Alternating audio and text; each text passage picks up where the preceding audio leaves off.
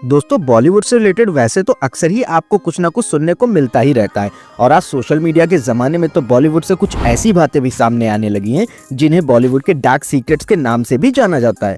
फिर चाहे वो नेपोटिज्म का मामला हो या कास्टिंग काउच को लेकर चल रहे फीमेल एक्ट्रेसेस के साथ हुए शोषण का मामला। बट इन सब मामलों के अलावा भी ऐसे बहुत से किस्से और कहानियां बॉलीवुड में छिपे हुए हैं जिनके बारे में आपने कभी नहीं सुना होगा। सो दोस्तों हमारे चैनल के माध्यम से हम अक्सर ही आप लोगों के सामने कुछ ऐसे ही किस्सों को सामने लाने की कोशिश करते हैं जिसे जानकर आप लोगों को काफ़ी मज़ा भी आता है और इन सच्चाइयों का भी पता चलता है। सो आज हम बॉलीवुड की जिस चटपटी कहानी के बारे में बात करने वाले हैं उसे जानकर आप लोगों को भरोसा करना भी मुश्किल हो जाएगा। सो चलिए शुरू करते हैं। दोस्तों बॉलीवुड इंडस्ट्री में धर्मेंद्र और हेमा मालिनी को तो शायद ही कोई होगा जो नहीं जानता होगा और आप सब लोगों को ये भी पता है कि धर्मेंद्र और हेमा मालिनी ने शादी किया था। पर इस शादी से पहले की कुछ ऐसी कहानी है जिसे आप लोगों ने कहीं नहीं सुना होगा। सो ऐसी ही हैरत अंगेज कहानी को आज हम बताने वाले हैं। दोस्तों 80s के बॉलीवुड के सबसे बड़े स्टार कहे जाने वाले संजीव कुमार वो पहले एक्टर थे जिसे हेमा मालिनी से प्यार हो गया था और प्यार भी ऐसा मानो मर मिटने को तैयार।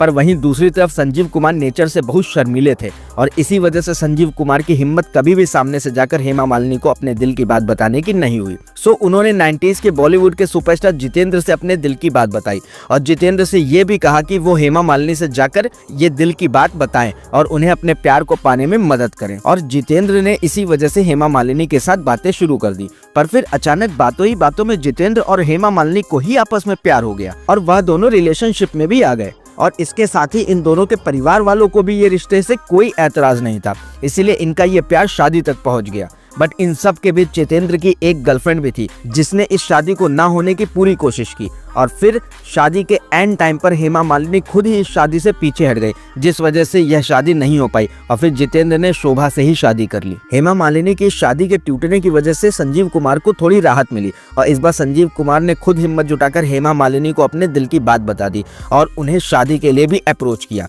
बट हेमा मालिनी ने संजीव कुमार से किसी भी तरीके का रिश्ता रखने से इनकार कर दिया जिस वजह से संजीव कुमार का दिल टूट गया और वह काफी ज्यादा सदमे में आ गए और इस गम को भुलाने के लिए वह काफी ज्यादा शराब पीने लगे और इस शराब की वजह से ही कुछ समय बाद इन्हें दिल का दौरा पड़ा और दिल का दौरा पड़ने की वजह से ही संजीव कुमार की मौत भी हो गई।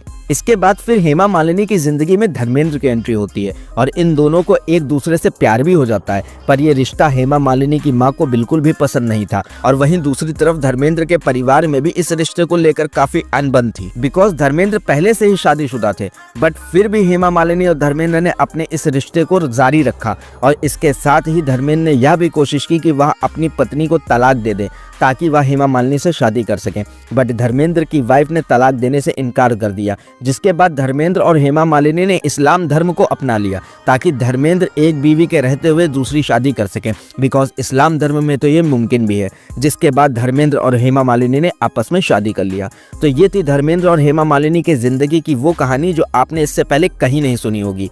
सो कैसी लगी आपको ये वीडियो हमें कमेंट सेक्शन में जरूर बताएं और साथ ही हमारे चैनल को भी सब्सक्राइब कर लें ताकि ऐसी ही मजेदार वीडियोस की नोटिफिकेशंस हम आपको आगे भी भेज सकें।